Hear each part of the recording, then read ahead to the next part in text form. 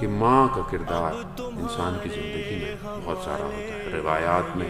اور قرآن کی حدیث اور روشنی ہمیں بتاتے ہیں کہ والدین کے ساتھ بہترین سلوک کرنا انسان کی زندگی کے لیے بہت مہم ہے۔ امام رضا علیہ السلام ارشاد فرماتے ہیں کہ ماں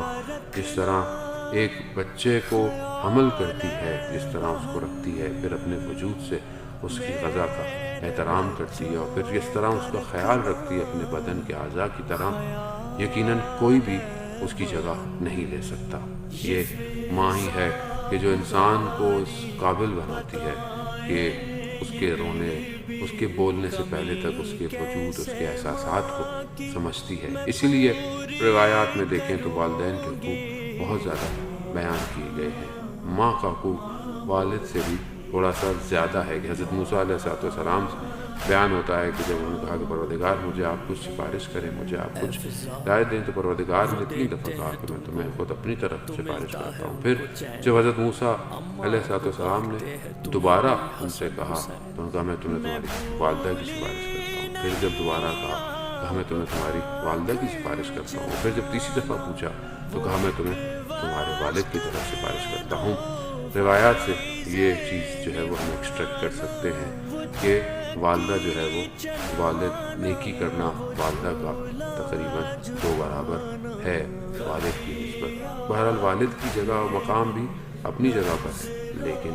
والدہ ہی کے لیے پروردگار کی اگر محبت کو کمپیئر بھی کیا جاتا ہے کہ جسے ہم بالکل کمپیئر کر نہیں سکتے، لیکن ایک کثرت کی وجہ سے کہ خداوند متعال 70 گنا زیادہ ماں سے محبت کرتا ہے۔ 70 کے یا باقی جتنے بھی حصے ہیں وہ بیسیکلی ہوتے جو ہیں وہ کثرت کی وجہ سے ہے انسان، لیکن خداوند متعال کی محبت کو ماں کی محبت سے جو ہے وہ مشابہ کرنے کے لیے کہ ماں کی اہمیت کتنی ہے۔ اگر انسان اپنی زندگی میں والدین کی نیکی کرنا چاہے، والدین کی طرف نگاہ بھی نیکی کی طرح کرے، تو یقیناً یہ بھی ایک صدقہ اور ایک خیرات ہے کہ انسان نیکی کر رہا ہے اپنے والدین کی طرف نگاہ کر کر۔ جو بھی لوگ دنیا میں کمال کی ہستی تک پہنچتے ہیں، یقیناً وہ اپنے والدین کے احترام کے ساتھ ہی اس مقام پر پہنچتے ہیں۔ روایات اس ذیل میں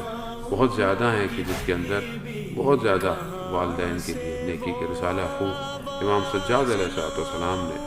دونوں والدین کے حقوقوں کو بہت بہترین طریقے سے بیان کیا ہے۔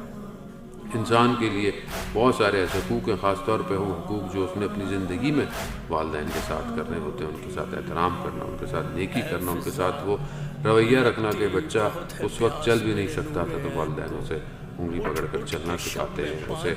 بولنا سکھاتے ہیں اور اس کے ساتھ زندگی میں، اور پھر یہ وہ نیکیاں ہیں کہ جو اسے اپنی زندگی میں انہیں دینی پڑتی ہیں، لیکن جب والدین دنیا سے چلے جائیں